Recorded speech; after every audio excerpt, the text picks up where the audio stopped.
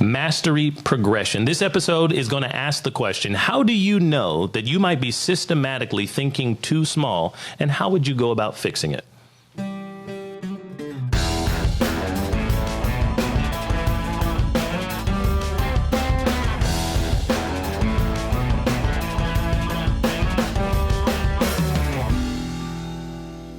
What's up, everybody? Grow with Tim. We're back on the podcast today. It's Jay-Do here with Tim Joyner, and we're talking about mastery progression. Tim, we're going to dive right into it. The people out there want to know, how in the world would they even know? We talk about high-octane entrepreneurs all the time.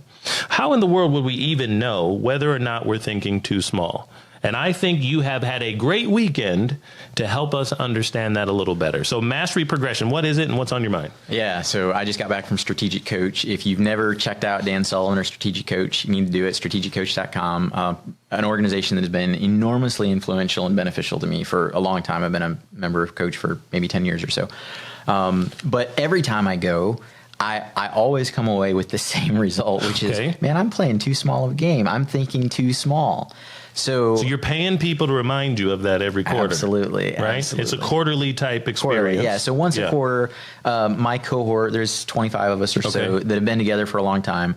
And we come from all over the United States. And even we've got a guy in there from England and somebody from Australia. They're from all over. But once a quarter, we convene in Chicago and we spend a day together with a coach and we get better.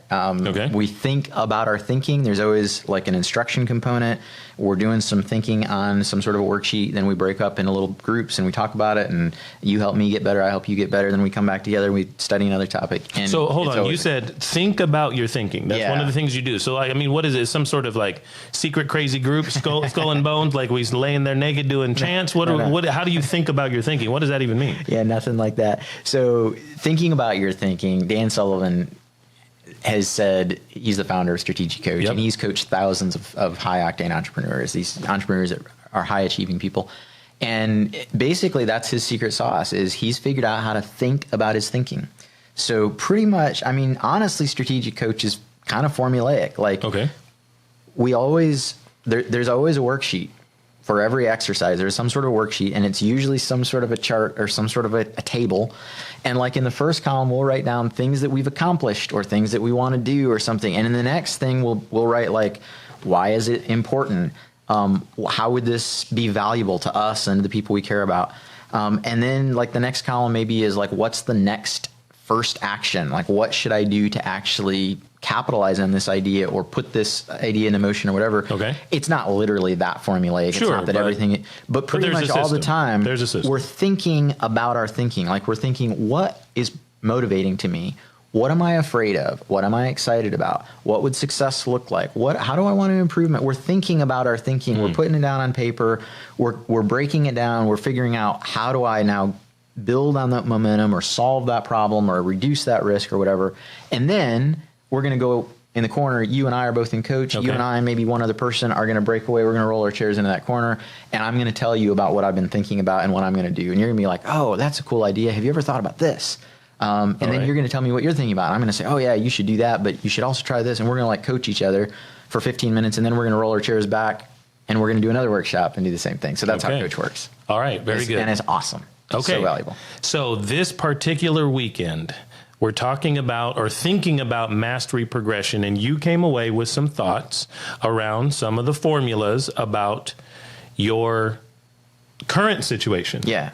You had some goals? Yeah. And how are we going to get there? Like, what were you thinking? So first of all, you asked originally, how do I know if my thinking is too small, or what's the first step? And the first step, I would say, is you've got to hang out with the right people. Right? You've all heard you are the average of the books you read and the people you hang out with, right? Of course. So you got to make sure that you're hanging out with the right people and you're reading the right books. And so I've told you before, I work really hard to always be the poorest, youngest, least successful, stupidest person in any room, because that's where I grow the most, right? I want to be around people that have been where I haven't been but want to go. Who've been there, done that, who've solved bigger problems, who've achieved greater success, and I want to learn from them, right? And so Coach for me is one such room. But in general, whatever it is that you do, you've got to figure out how to be exposed to people that are thinking bigger than you. That's the fastest way I know to see, oh, I'm playing too small of a game, right? But that said, this week or last Friday was my workshop. I was in Thursday, went to dinner with my cohort, and then Friday we worked all day, and then I flew home Saturday. And what I took away was all these action items. Like, it was an awesome session. I got all these great ideas. Okay. But at the end of every action item, I was writing the same thing. Do X, Y, and Z. I got this great opportunity. Man, I'm going to make a lot of money. I'm going to help a lot of people. I'm going to grow this thing. I'm going to fix this problem. And I'd write down what I was going to do. And then I was putting once cash flow stabilizes. Okay. And by the end of the day, I realized I'd written down like 6 great ideas. All right. Do this once cash flow stabilizes. Okay, so that's where I was. And the reason for that was, in the past year, I've started a handful of new ventures. Mm-hmm. I've been investing all over the place. Like, I've been in terms of cash flow, I've spent a lot more money, invested a lot more money than I made in the past year. Okay, gotcha. Right? You can't do that every year, right? But I did that in the last year. Yeah, but this year was one of those years. And so they're all good things. I'm excited about all of them, but I'm spending a lot more money than I'm making right now. And so I was putting down, do this once cash flow stabilizes. And then at the end of the day, I realized, wealthy people, successful people, almost always have their assets working for them. That's a key idea. We've talked about this before in an investing podcast. You can't just trade hours for dollars. Right. Even if you're a highly paid attorney or surgeon or doctor or dentist, whatever you may be, maybe you're making $500 an hour, which is for most people a phenomenal hourly rate. Yeah. But you still have an upper limit on how many hours in the day that you can afford to trade. And so at some point, you've got to figure out, how do I trade not just hours for dollars, but how can I have assets working for me? Yes. Okay. So all that to say this, I realized I've got assets that I've been building up for years. I've got, in my case, real estate. Okay. Yep. And much of it is free and clear. And I could do every one of these ideas that I had easily for $100,000, like probably less than that, honestly. Okay. But all these great ideas that are going to be enormously valuable, I could do every one of them. And if I had $100,000. Okay. And then I realized, look, I've got all this real estate. Banks love to lend against real estate. I could totally go to a bank and borrow at 5 or 6%. I could easily get my $100,000 out that's just locked up in an investment property where it's throwing off rent. Right. I could borrow at 5%, let's say, and earn at 25 or 30 or 100% with some of these ideas. Yeah. Why wouldn't I do that? So I've got an appointment to meet with my banker. All right. I'm going to get $100,000 or some number around there. I'm going to do every one of these things. And for me, the bigger lesson was most of my problems are solvable. Okay. And usually my reasons for not doing something are actually just excuses.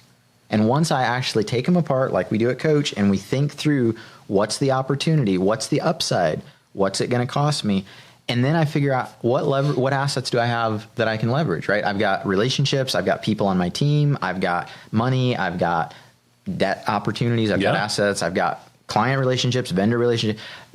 How can I use the resources that God has blessed me with to achieve these goals? Usually it's just that I'm either too afraid or I'm too passive or I just haven't sat down to think about it. Yeah, you just haven't thought of it. So my question is, how long do you think you had some of these ideas rattling around in your brain? I'm sure they've formed over the course of the last year or two, and realized you've been wasting some time not making this move. How long has it been since some of these ideas were sitting on your to-do list? That's a great question. For some of them, it's been years. Is it? It's been years. And how long ago could you have started to execute them? Years. Okay, years. Right. Okay, that's what I was wondering, Years. Yeah. But I have not stopped to slow down to actually think about it and realize, wow, here's the upside, really big, really exciting. Here's the downside, pretty low risk, pretty low chance of failure. Yeah. Like, this is a no-brainer. Of course, if you just handed me $100,000, of course I would go do this. Oh, gotcha.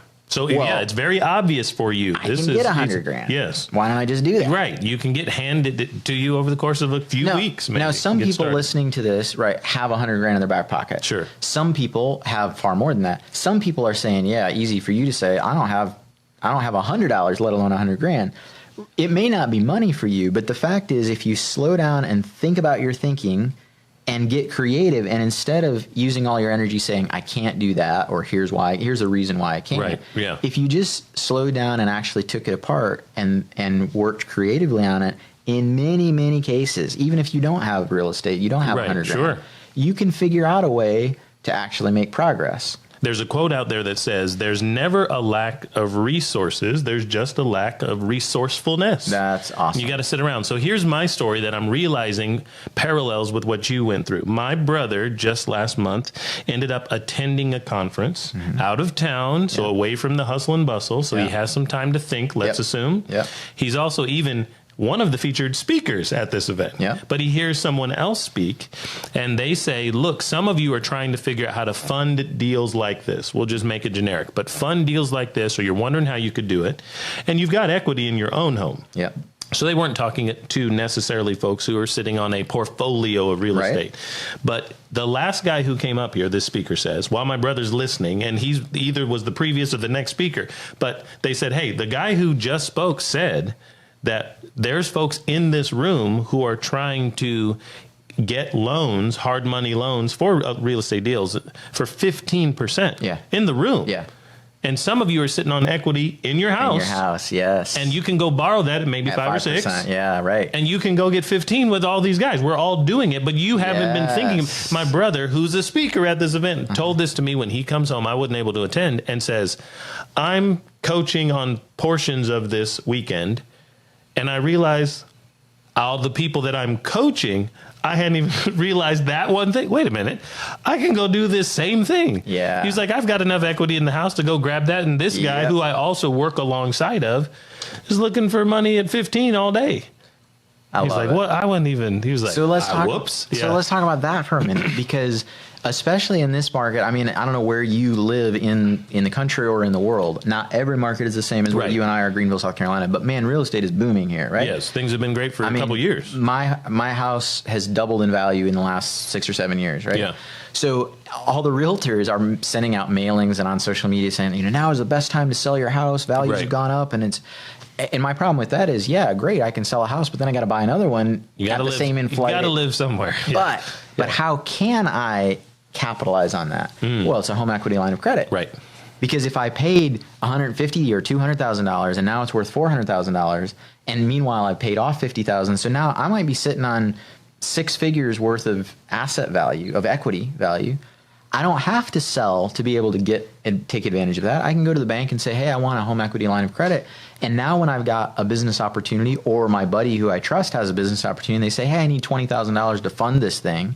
Well, maybe you can write a check and lend to him at a higher rate than the 5% you're paying. Get some little arbitrage out there. So the big thing that I'm realizing, and there's a lot of people out there who are the entrepreneur like us, who are so busy getting trading their time for dollars because they're leading a team or they have a job as CEOs, and so they're busy working right now, and they're not actually leveraging all of their assets. And if they stop to smell the roses a second and be in the room with some folks, because we always look at a cost to go be in that room. We're out of the office. We're not working with our team. We're going to miss a couple meetings. We have to fly to Chicago or wherever it is to do this. But once we realize where our thinking is and what we could do with our resources, we're like, I'll be able to double or triple. The cost is a wash. Irrelevant. It's irrelevant because I'm going to double and triple my effectiveness in the world with a systematic decision and approach to that decision. Absolutely. I think in most cases, I heard maybe Ramit Sethi once say he's got a rule. If he hears about a book, his rule is buy it. Okay. Because if you can't figure out how, like sometimes we're like, oh man, that book is $25. Do I really want to spend $25 on the book or whatever? And he's like, look, if you can't figure out how to extract $25 worth of value from a book that somebody has poured their life into, they have all this expertise in order to write a book, generally speaking, you have You to gotta know know something. right? And if it's being recommended to you or it's on a it's great like, list, go for it. You take that burden of decision off your shoulders. Just buy the book. Yeah. You ought to be able to figure it out. Same thing for a conference or whatever. Go ahead. Jim Rohn used to say, so this is my to-do list and a little bit of a journal, but he was always famous for giving journals or keeping journals throughout his life and his work. Mm-hmm. And he said he'd buy an empty journal for $10. Yeah. And he could fill it with millions of dollars of value if he paid attention to what he was thinking about. And those were private. I don't think his collection is at all published. And he said it was specifically for his family, and they could keep them and look through his journals when he was gone one day.